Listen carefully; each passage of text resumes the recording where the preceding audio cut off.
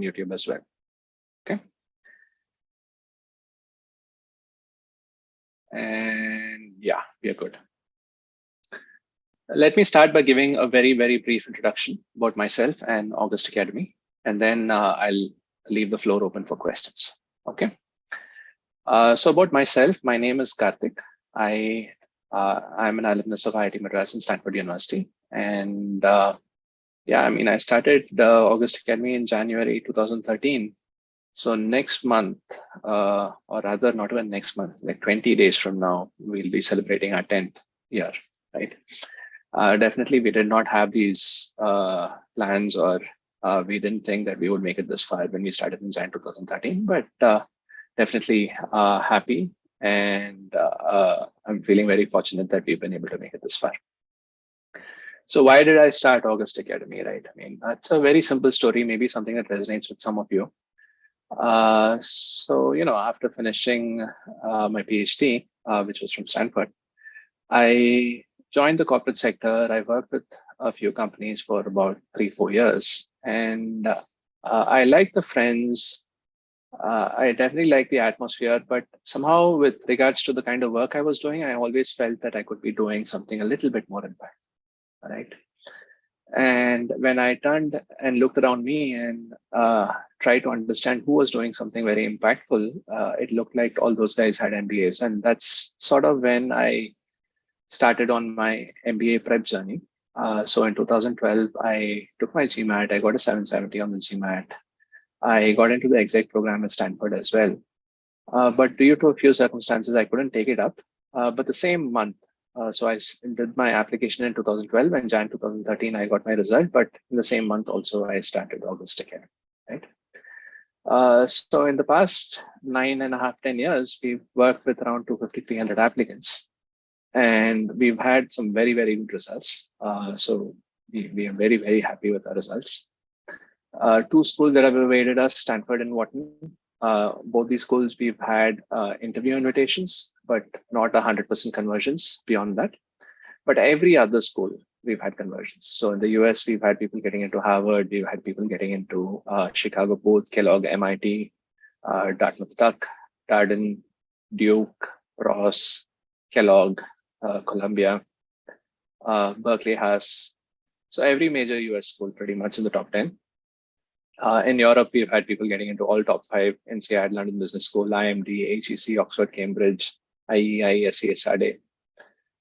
Within Asia, we've had a lot of people getting into ISB. That's the most sought after school in India.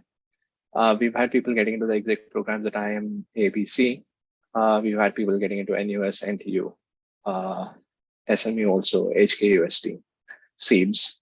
So every geography, every major school, we've had candidates getting into all of these places, right? And this year, our results have been great so far. We've had people getting into a lot of top schools. Columbia, Kellogg results are awaited. Ross, we had somebody get in. In fact, Ross, we had somebody get in with a 720 on the GMAT, with a $40,000 scholarship and a 4-day fellowship also, right? So that was an excellent result from Ross for us. We've had people getting into NYU Stern. I think we had about 2 or 3 people getting into NYU Stern. We had people getting into London Business School. We've had a few interviews from NUS, which the results will be announced maybe next week. Quite a few people getting into ISB. So a lot of very good results this year as well, in what is turning out to be a very competitive year, but our results are very good, right? That said, I'm now happy to take questions from the audience. So please introduce yourself and let me know what your questions are, and I'll be happy to answer that for you. Go for it. I can, if I may, can go first. Yes, absolutely, Rishabh. Yeah, hi Karthik, hi everyone. My name is Rishabh Gupta. I'm currently working as a risk analyst at Citibank, like Mumbai. So currently, like working from home, like which is Haridwar, and I also have a couple of startups, and they are minicorn in a way. Like we achieved $1 million sales this year. So yeah, that's my profile. Actually, I have a question. Since I'm like juggling with 2 things, like one is job as well as business. Although I have like team of 17 to 18 people, but still like it's a kind of a juggling. And I'm planning to go for my MBA next year. So there's so what I'm looking for is like I need an opinion from your side. Cornell is giving a GMAT waiver like for this year as well. I have confirmed from the team, from the admission team, and since it's like I have a genuine issue that I cannot like contribute it's like really hard for me to give exam right now because of like juggling in these two things, and they're offering GMAT. Should I like apply for that, or like what's your opinion on that? I'm really You want to apply in round two this year, is yeah. it? No, I wanted to apply for the Cornell University, like Johnson Business School, but Okay.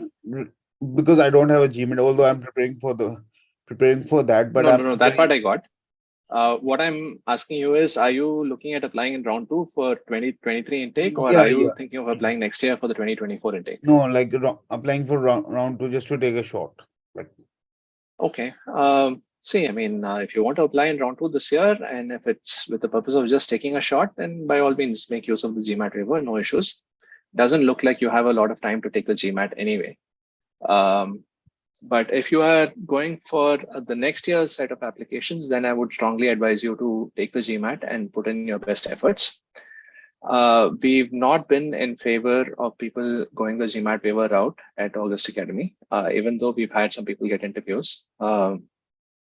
The reason we've not been in favor is because we are observing the entire market, or at least a big subsection of the market, right? In terms of everybody who's reaching out to us for profile evaluations and all that. We can see that a lot of people have taken the GMAT or the GRE, and they've gotten reasonable scores. Last year's scores were a little bit higher. This year's scores are a little bit lower compared to last year. But still, we're getting a good number of people with 720s and 730s. So when there's a person who's equally eligible, or a little bit plus or minus more eligible than you, and they have a GMAT, I think it makes logical sense to prefer that person to you, right? From an application at admissions committee point of view. So for next year, if you're looking at it, definitely take the GMAT and apply. This year, you don't have the time. So if you're looking at it as an experiment, by all means, you can take the GMAT waiver, go ahead, apply, and see what happens. thanks, Karthik. Just one follow-up question, like if I may. Like you see, like I have a entrepreneurship experience. I have like raised a company like which is doing pretty well. So like this kind of entrepreneurial experience, this like B schools like Cornell, or even like better in terms like Columbia or like Yale. Like are they looking for the same kind of thing, or like my chances are become a little better because of that entrepreneurship like leadership experience, or it just like how like No, definitely your entrepreneurial yeah. experience is valuable. So that is something that you can be proud of, and it will give you an edge in the application process. Oh, okay, cool. Thank you so much for that. Thank you. I see both Kanchan and Risha have their hands up. Kanchan, can we take your question first? Sure. Thanks, Karthik. Appreciate your time. Firstly, Karthik, I had a couple of questions. I'll list them down and let me know whatever you have time to answer. Otherwise, I'll connect personally. Sure. Yeah. So the first thing was a couple of schools that I was applying to are listed on the common LOR platform. Okay. So say Stanford versus, I think Wharton is separate, but Stanford and MIT are both on the same platform. Both of the schools have a different focus, and I have tailored essays for both. Is it okay to ask my recommender to submit the same recommendation, or would you suggest I advise them to tailor their recommendation given the school's focus? So that was question number one. Second, I was evaluating. I've seen a lot of alumni I've spoken to have joint degrees with, an MBA versus MBA plus MA, MBA plus, with the Wharton Lauder program. In your personal experience, are the additional dollars worth the value? Just seeking an opinion on what you've seen in your experience. The last thing was I wanted to understand whether your essays and your LORs have to reflect common traits. And the reason I ask that is my essays focus on things a lot of my managers are not aware of. Those are personal instances and personal achievements outside of work. I've kept my resume more professionally focused. So just trying to draw a cohesive storyline between the two, and how you'd advise I go about the same, considering they're very different. That's about it. Okay, all right. Let's try to take it one question at a time, and I'm going to try to recall all of this. The first question, if I remember right, was both Stanford and Wharton are looking at the common LOR, and is it okay for your recommenders to submit the same write-up Yes, for both? correct.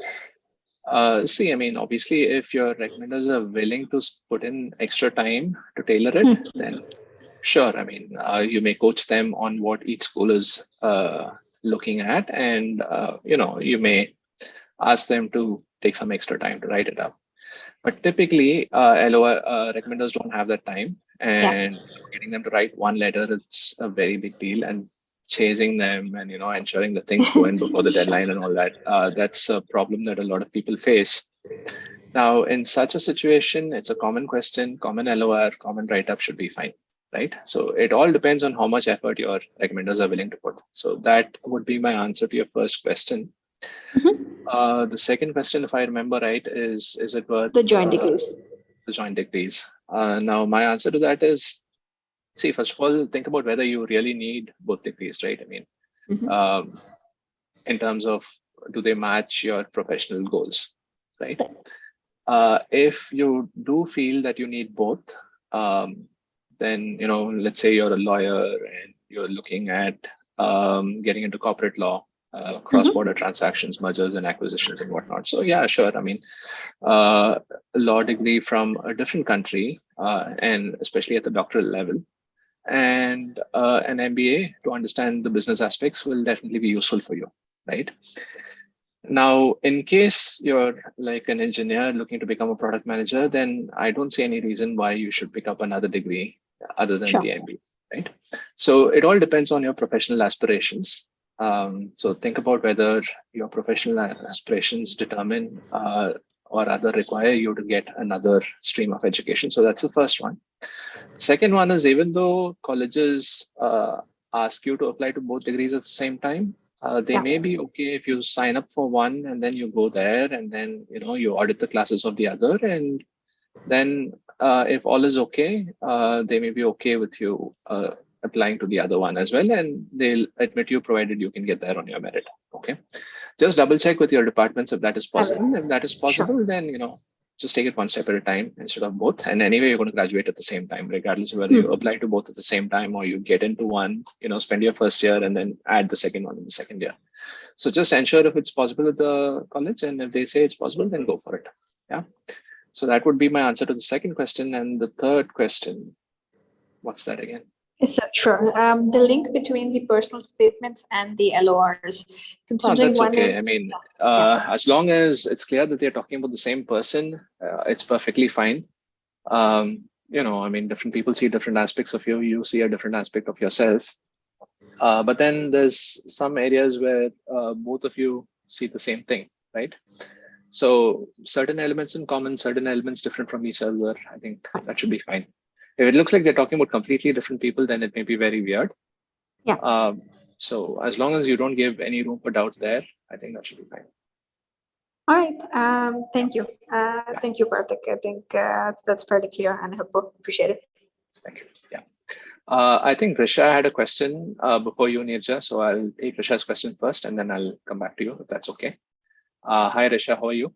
Hi, Karthik. I'm good. Thanks for having me, and thanks for taking up the questions, our questions today.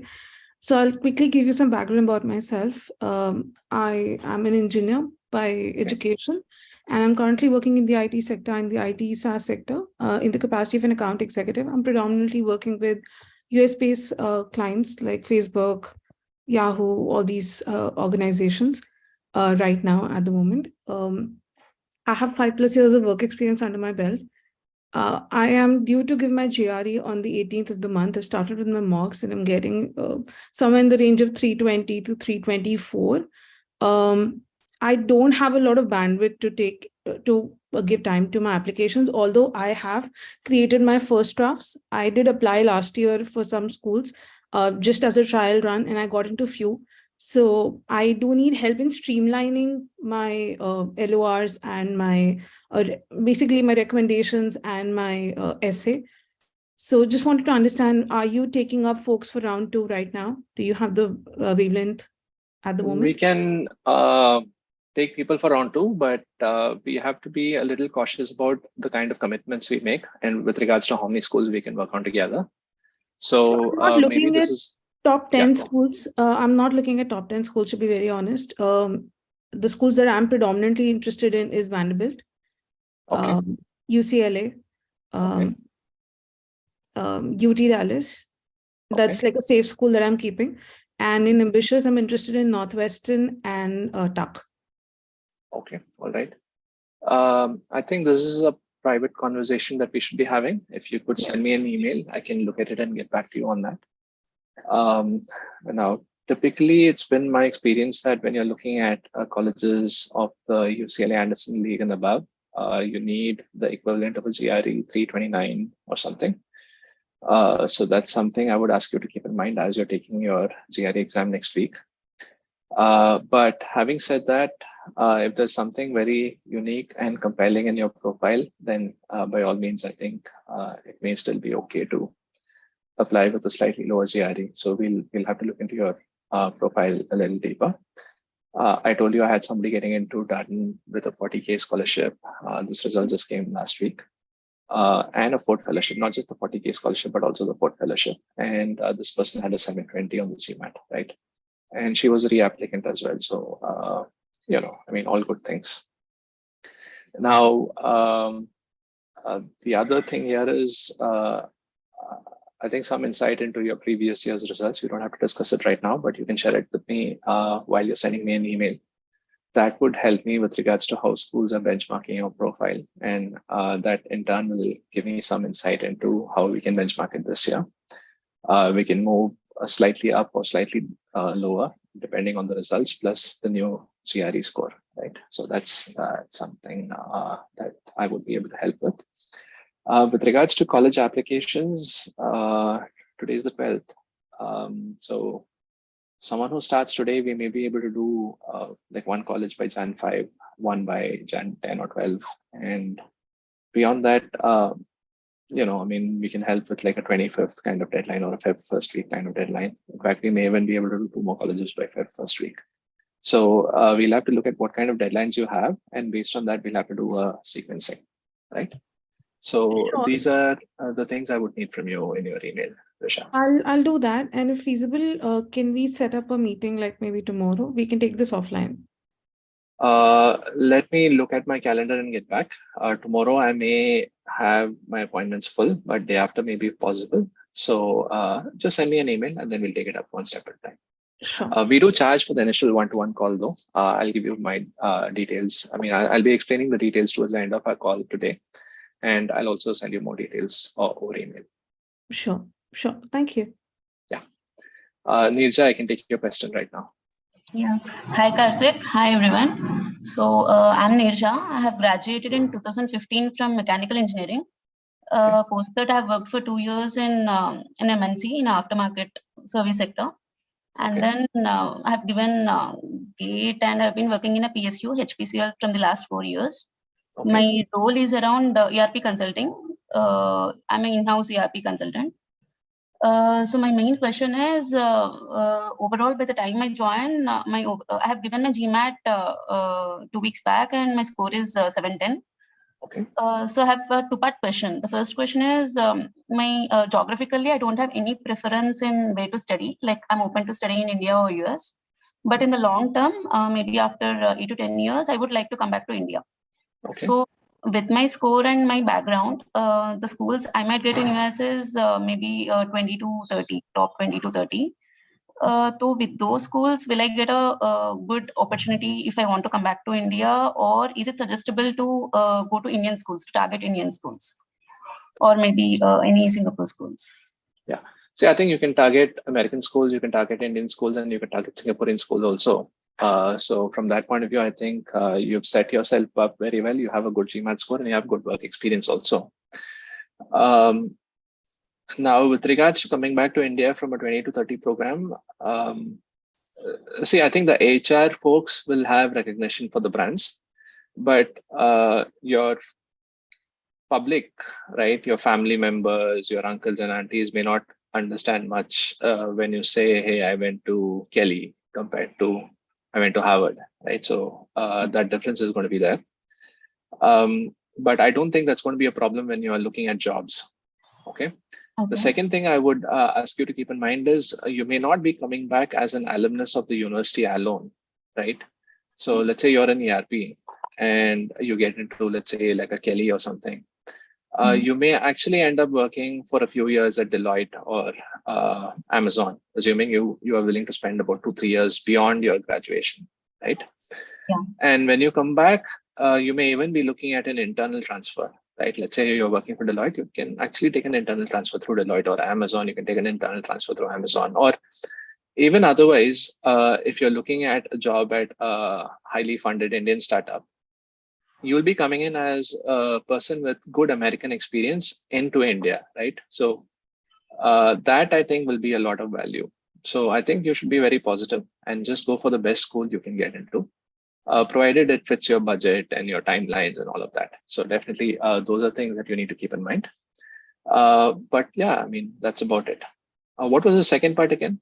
The second part is I want to give my one more attempt of the GMAT, maybe by Jan end. Suppose if I like Jan first week, Jan 10th is the second round deadlines for most of the schools. And if I apply maybe somewhere for my dream schools, maybe 1 or 2 schools, if I apply with 7-10 and if I can improve my score, will that be considered for my dream schools? And that should be okay. Most schools are willing to accept an update to your situation. That should be perfectly fine. The only thing is don't delay it too much. If the deadline's around the 5th or 10th, don't delay it by more than 20 days from the earliest deadline. So by Jan, and if I can give my GMAT and I can improve my score, that should be good enough, right? Yeah, ideally around Jan 25. Yeah. Thank you. Thank you, Karthik.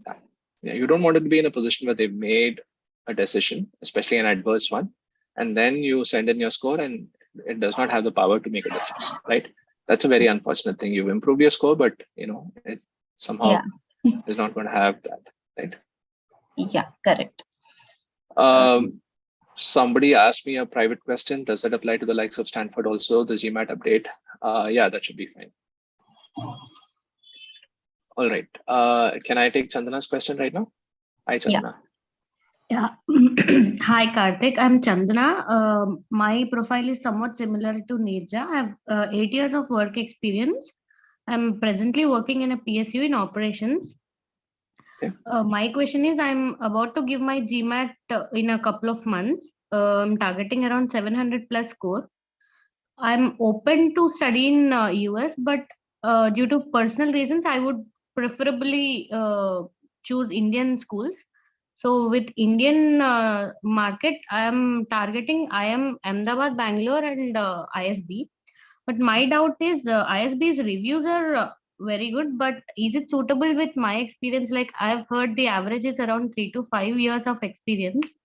So I just want to know by the next year, if I may apply, it will be 9 years by that time. So yeah, you may want to check with them. They have 2 or 3 programs right now. You may not be the best fit for their regular PGP, but if you check with them and they say they're happy to get your application, by all means, you can apply. Like, even if I get the admission, will it be a negative impact or during placements, or will I be feeling out of the place? What is the culture? No. If you get admitted, there's no issue there. Yeah. So the placements won't be any difficult for me, considering the different pool that should be fine. That should be fine. Especially what kind of careers are you looking to continue in the same industry sector, or are you looking to pivot? Private. Not private, but pivot. As in, do you want to do something else after your MBA? No, mostly operations management or product management. So you'll be looking at like an Amazon or Yes. maybe a Reliance or something like that, right? Yes. Yeah, I think that should be fine. I mean, those are jobs you can get even today. Definitely, you should be able to get those jobs after the MBA as well. And these organizations will peg you with regards to your seniority. So wherever your transferable experience is useful, they'll definitely make use of it. So I wouldn't worry about that part. The idea is about whether ISB is willing to consider you for the regular PGP, or they would like you to consider for the PGP Pro or the PGP Max. So that is a discussion you need to have with them. And based on what they say, you can apply to the suitable program. Ahmedabad and Bangalore should be perfect. Yeah, that is fine. And comparatively, between IIM Ahmedabad and ISB, which you would suggest for my profile? No, I think they're both great schools. So apply to both. So, if you get into both, then that's a very good problem to have. And you really can't go wrong either way. So. Yeah, and considering if I get a good score and want to apply to US, but like Neja said, if I want to come back, like mine is not even 8 years, like 3 to 4 years, if I want to come back, will it be suggestible, like in terms of ROI? See, I mean, I think in 3 to 4 years, you should be able to pay back your loans, whatever loans you've accumulated. Even though whatever was published on US News and all those websites may say much longer, right? So when you come back, you'll most certainly not have a loan. Whether you actually have like humongous savings or not, that is anybody's guess. That may not necessarily happen. But as long as you're happy to come back in a neutral situation, then that's not going to be an issue at all.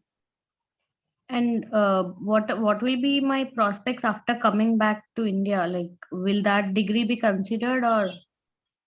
That should be. I mean, that's not an issue. I mean, the same answer that I gave for Nirja applies to you as well. You'll not just be an alum of a particular school, but you'll also be an alum of a particular company. And hopefully you gain valuable experience in that company in a first world country. So all of those will add value to your resume. And that's what will be evaluated upon when you look for new jobs in India. Okay. One last question. For an engineer profile, what should the safe score be? Because I'm hearing even 710 is slightly dicey to assume. We can't assume it to be a safe score. So what would you suggest as the ideal score, to be in a safe? No, in general, the higher the better. But for ISB, I think a 710, 720 should be fine. Okay. Thank you. Thank you, Karthik. Thank you. Does anybody have any more questions?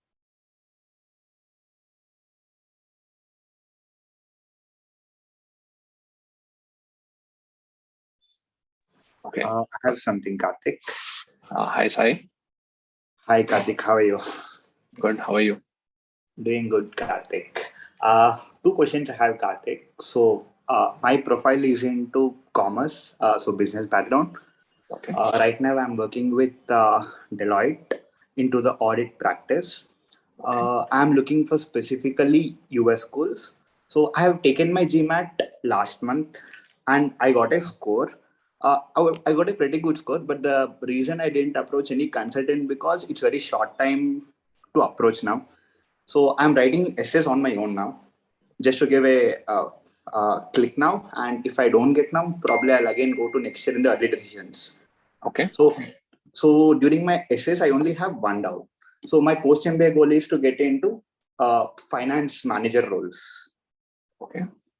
And if I put it in a generic way, like I have done something audit, and if I want to go to, I want to take a role as finance manager, I have transferable skills such as I know accounts and those sort of all stuff. But my question is, does essays always look from impact point of view? My essay is straightforward. It's like I'm right now into audit. I want to go to the finance side of a Fortune 500 company and climb up the ladder. Not as such aspirational or impactful story at the end. So will my essays be considered, or all essays should definitely be impactful? Yeah, it's a little hard for me to comment on this without a lot of background. But broadly, I think whatever storyline you're outlining seems acceptable. The complications will come based on what exactly your current background is, meaning are you in your articleship period of your CA, are you post that, those things may affect the quality of the work experience that you currently have. what category of colleges are you applying to, what your GMAT score is, that will also come into picture, right? And with regards to the colleges you're applying, what pedigree are they at? See, I mean, just to give you an example, let's say you have like a 710, 720. I'm assuming you don't have a CA yet. I'm a CA. You are a CA. I have a 4 years. By the time I step in next year fall, I'll have 4.5 years of work experience, and my GMAT score is 750. Okay, is this post qualification 4.5 years? Yes, post qualification. So including the articleship, it would be around 7 to 8 years. Okay, so that is a good place for you to be in, and you have a 750, which is also very good.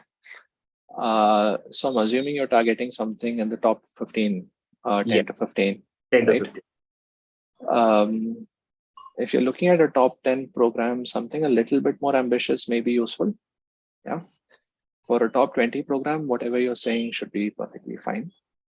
But then again, it's not just about writing something ambitious in standalone circumstances, because in terms of the finance vertical, I'm beginning to understand that there's a pecking order with regards to how colleges are looking at their candidates. What I've seen is people who are in PE VC firms are somehow ranked number 1, followed by IB people, followed by, let's say, people in mergers and acquisitions, valuations, and all that. And then maybe people in corporate banking, audits and assurance, and all that, right? Corporate finance as well, right? So typically saying you want to move 2-3 levels in the pecking order may not be very wise. So let's say going directly, unless you're an IB, I wouldn't recommend talking about PE or VC, right? And unless you're in mergers and asset acquisitions or valuations, I wouldn't recommend talking about asset management, or IB is fine. I mean, that's okay. That's a different kind of role. So yeah, moving 2-3 levels up this ladder may be a little dicey.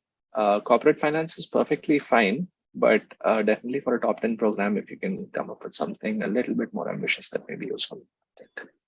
Got it. And what would be the timeline I need to set? So I'm just trying now for 10 to 18th rank colleges, but if I go to the early decisions next year, so what timeline I should set for application? Like 2 to 3 months, I need to dedicatedly work on that, or Yeah, around 3 to 4 months, I would say. People reach out to us starting in mid-March or something. We may have our best fee structure offered to our candidates for people who sign up in mid-March to, let's say, end of March. We close our financial year and whatnot. It's kind of cool for these candidates because they sign up at the earliest, they get the lowest fee, and they work with us for the longest period. And every year when I finish my my workload for that year somewhere in February or March, and I look back at it, I find that I recall my conversations and relationships with my earliest candidates much better than the people who sign up with me in November or December. I mean, we give the same level of advice to both candidates, but it seems like the people who sign up with me in March, I've known them for a long time and become friends with them or something. So I think even though 3-4 months is sufficient, March is a good time to sign up. Not just with us, but with anybody. Yeah. Got it. That was helpful. Thank you, Karthik. Definitely, yeah. I have another question here. Considering Indians are factually overrepresented in the applicant pool, does being an Indian raised primarily out of India do anything in your favor? Same for, I think it's just your passport that matters. So you may be of Indian ethnic origin, but if you have a different passport, then you're a member of that particular country. So that's something there. Same for being a CFA charter holder. Email confirmation of being in the youngest 1%. I think that's great. With regards to being the charter holder, a lot of people who apply are charter holders, but being in the youngest 1% may be something worth bragging about. GMAT is 720, and I'm contemplating whether to give a second shot for 740 to 760 range for the M7. Yeah, by all means, I think if you believe that the 740 to 760 is possible, then go for it. Yeah. All right. Do I have any more questions? Akshay, I don't think we've spoken yet.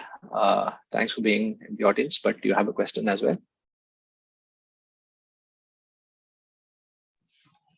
Karthik, if it's okay, can I ask one more question?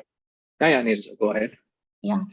So for many schools, TOEFL and IELTS is a mandatory requirement. Like it's a requirement along with GMAT score for the US schools. But they've also mentioned that if the medium of instruction during our undergrad is in English, then it's not needed. But nowhere in my transcripts or in my college degree, it's mentioned that the medium of instruction is in English. Which college or university are you from? Graduated in IIT BHU, Varanasi. Yeah, I don't think that should be a problem. That shouldn't be a problem. Just write to one or two of your colleges and ask how they're dealing with this. Okay. Worst case, you can get a letter from BHU saying that your medium of instruction was in English, but I don't think this should be a problem at all. Yeah. Okay. There are a couple of colleges which will still mandate that you need the IELTS or TOEFL. UC Berkeley and UCLA are some colleges that come to mind. Okay. So you may want to keep that in mind. Okay. Thank you. Yeah. Yes, Akshay, how are you? I'm good, Karthik. How are you? Good.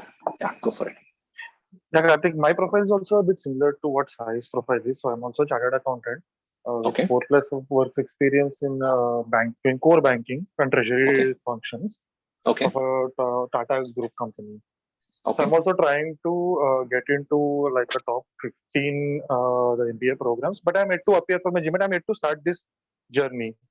So what would you suggest would be the timeline? I'm actually planning on the the fall this thing in 2023. So what should be the No, wait. You want to apply in fall 23 for the fall 24 intake, right? Right. Yeah. Okay. Yeah. So what should be the ideal GMAT score I should be targeting to? What should be the timeline I should adhere to? Okay.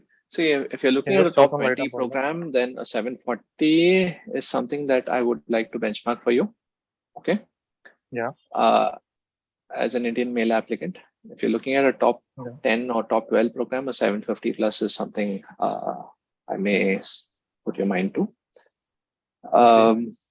Top 25 should be okay with the 720, right? So these are some numbers you may want to keep in mind.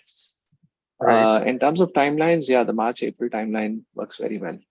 So you can start working with us. In general, we recommend that people spend about 3 to 4 months for 5 colleges, 5, maybe 6. Okay. So 6 months will be sufficient from what should I say, starting the journey to getting an MBA admit? Should be fine. I mean, obviously the more the better, but ideally that should be. Yeah. Thank you, Karthik. All right. So I'm just going to take about 5 minutes to explain how we can engage further from this point. And then if there's any further questions, I'm happy to take it again. Right. So, I mean, if you're still considering round 2 applications, in terms of timelines, we may be able to do like 1 college by Jan 5 and 1 by Jan 15 and maybe like 1 by the end of Jan or something, right? So that's the timeline that we are committing to for somebody who signs up within the next 2-3 days. Again, we'll have to take it on a 1-by-1 basis based on, your particulars, your targets and how feasible those targets are. So please send me an email and I'll be able to look at it and give you my comments on whether or not it's possible. Now, the second thing here is we can choose to have an initial 1-to-1 call just to talk to each other and understand, what your expectations are and what I'm able to provide and see if there's a match between what you're expecting and what I'm able to provide, right? Because our bandwidth is limited, we charge 2,000 rupees for this 1-to-1 call. We do subtract it when you sign up for one of our packages, right? So, if you're interested, reach out to me and I can tell you how we charge and all that. Now, once you sign up with us, how does our process work, right? So I would want to understand what your background is. So I'll share a set of questions with you. Now, the people who sign up with us in March will probably take a month to write answers to this. It could be a little comprehensive. Right now, we don't have that kind of bandwidth. We'll need you to finish in about 2 or 3 days. Post that, we'll do a shortlist for you. Or if you have some ideas about what colleges you would like to work on, you can share that with me and I can give you my guidance on how easy or difficult that's going to be. Right? So we can finish this discussion, let's say about the 5th day after you sign up with us. Then we get into the college brainstorming. We'll have one brainstorming call per college in our shortlisting, in our comprehensive package. We'll set up that call. In that call, we'll have a discussion. Let's say for Stanford, there's this question of what matters to you and why. So, we'll just have a chat and then try to understand what are the different things that matter to you, and then figure out, which is the best write-up for the essay, because what kind of harmonizes your life experiences and your life philosophies and puts it together, and how does it connect with your goals, right? Implicitly or explicitly, right? So we'll put that together, and I'll help you put together a bullet point structure for each essay. And then we'll close our call. Then you'll write an essay based on that draft, that outline, and then you'll share it with me. My turnaround time is 2 to 3 days. I'll get back to you with my comments on how you can improve. And then, we'll take it forward from there, one step at a time. So you send me a draft, I'll send you my comments. You send me another draft, I'll send you my comments more. We'll follow a similar process for the resume and the letters of recommendation as well. And then once we're done, we move on to the next college. So very simple and straightforward, very iterative process. And we've had a lot of success with a lot of candidates using this very same process, right? I believe our strength is in how we are able to discuss a lot of stories in the brainstorming session, so that when we leave the brainstorming session, we are able to leave you with some sense as to what is the most impactful thing that you can write for your essays, right? So that's something that I think we've become very good at doing. In terms of interview prep, 3 school packages don't include interview prep by default. We charge separately for it. And our 5 school packages include interview prep by default, right? And either way, it's 2 mock interviews. So 1 brainstorming call per college and 2 mock interviews. The question is it included as part of the package, which it is in the 5 school package, or do we charge separately for it, which is the case with the 1 school and the 3 school comprehensive package. So this is it. If you send me an email, I can happily send you a spreadsheet containing our pricing structure and all that. I'll also make a note of it right now. For our 3 school package, we charge 1,95,000 plus GST. GST is at 18%. And for our 5 school package, we charge 250 plus GST, again at 18%, right? So that's the most important details from my side. If you want to spend more time discussing this in a little bit more detail, I'm happy to. Please send me an email and then we can take up the conversation forward from there. And any final questions before we close our call for today? No, that's it. Thank you. Okay, great. Yeah. All right. For the benefit of people who are watching this on YouTube at a later point in time, somewhere along the line, we will actually note down some of the most important questions discussed, maybe about 5 to 10 questions, and then we'll make chapters. And if you're not, for example, you may not be a CA, so my discussion with Akshay may not be relevant, but you may be, let's say, working in petroleum engineering. So my discussion with Neerja could be relevant, right? So what you can do is you can just click on the chapter titles, whatever is most relevant to you, and you can go there and watch that part of the interview alone, right? And if you're an IT engineer, you can go to that part of the discussion alone. So that's something that we will be doing shortly, maybe after February or so. And definitely, please like, share, and subscribe. There's a very important reason why I'm asking you to do this. We are, even though we've been in business for 10 years, we are still a very, very, very small company. Yeah. And like all small companies, we also have the aspiration to grow and become something big. But for right now, we are happy to just attract a lot of very talented candidates next year. And our marketing will get scaled. Let's say if you like this, then your friends will get to see this, or somebody in South Korea may get to see this, right? Simply because that increases the video's credibility in YouTube's algorithm. And when somebody else is searching for this, they get this as one of their top search results. So that's a huge service that you'll be doing for us. So please do so. And I'll take leave. We'll have one more session in 2 weeks, and then we'll close our bi-weekly sessions for the year. Great. Thanks so much, guys.